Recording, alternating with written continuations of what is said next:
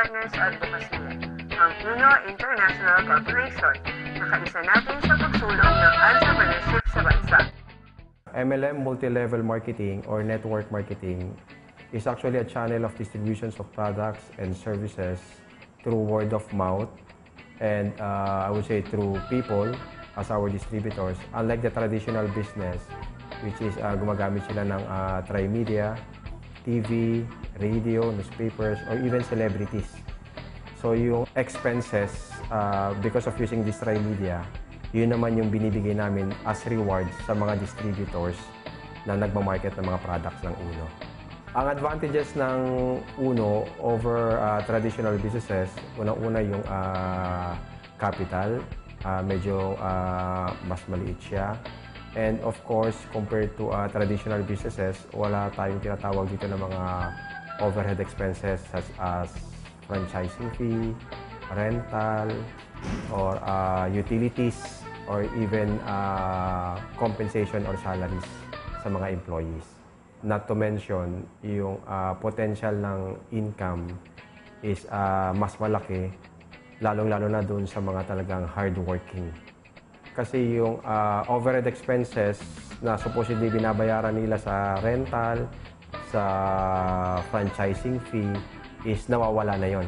Kaya yung profit nila is nagiging mas malaki. Almost 10 years kami nag-network before tinayo itong Uno. So kaya lang, may mga sad experiences kami sa mga nasabihan namin kasi after 1 year, 2 years, nagsasara na yung mga companies na namin. Bilib na bilib kami sa konsepto ng network marketing, kaya lang wala na yung tiwala namin sa ibang company. Since kami naman lagi yung top leader ng company sinarihan namin, we decided to put up our own na lang. So more on accidental tong Uno. Ako mismo, I started as an employee, 11 or 12 years din ako naging empleyado. Yung kaibahan is nakita ko yung advantages ng pagiging isang negosyante. Nagtatrabaho ka kung magkano yung gusto mong kitain. Yung mga parents namin talaga, ini-encourage kami, bata pa kami na mag-aaral ka mabuti, no? Para malaman mo yung in and out, no? Paninegosyo ka. And usually sa iba, ang sinasabi, mag-aaral ka mabuti para magkaroon ka ng magandang trabaho. Objective namin, yung kami kasi galing din kami sa wala, no? Tapos gumanda yung buhay namin dahil sa network marketing. Yun ang objective namin, tinayo namin Uno para ituloy yung yung advocacy na yun. Ang vision namin dito sa company, to become number 1 sa country natin, di ba? Yun ang una, which is na-achieve na natin. So, ang next namin, to become number 1 sa buong mundo naman. In 5 years of operations, we have more or less 100 branches nationwide.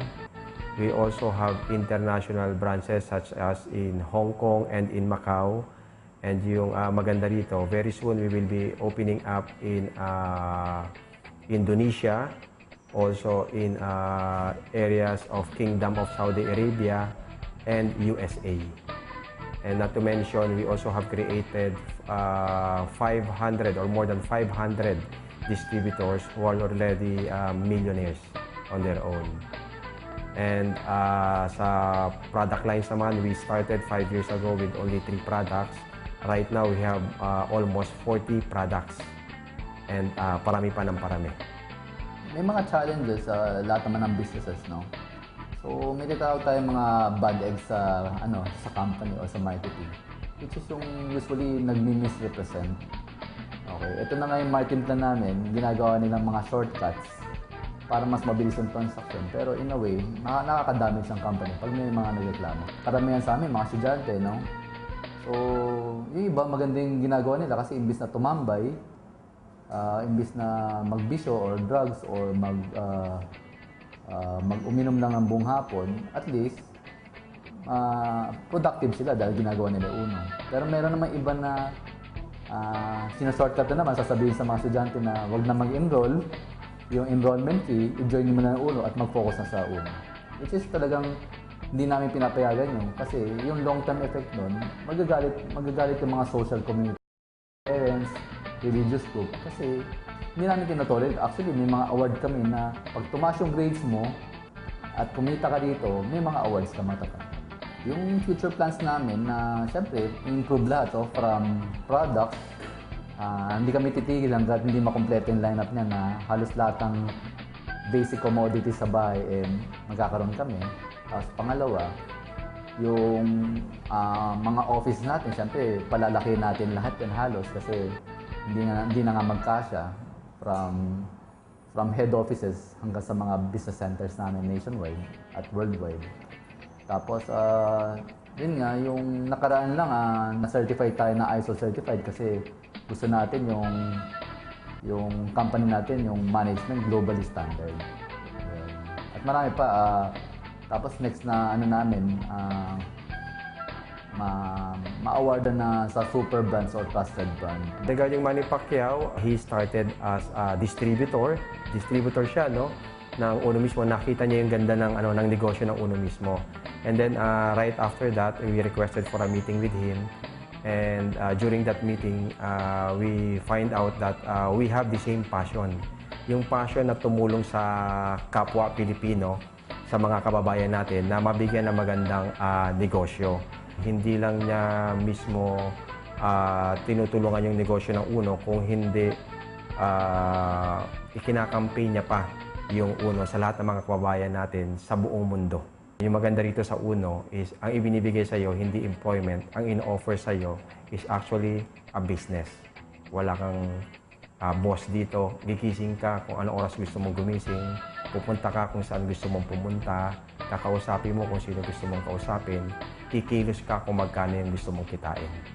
Sa mga ka-go negosyo natin dyan, ang advice lang ko lang sa inyo, pag magninegosyo kayo, kailangan talagang pag-aralan nyo mabuti. Kailangan hands-on kayo, tutok kayo sa negosyo nyo. And dapat lagi may bagong ideas, no, na talagang lumalabas. No? It takes time, no, para maka-take off. No? So, pero definitely, pag alam mo ginagawa mo, maging successful. No? Kung meron kang alam na traditional business at meron kang kapital, you go for it.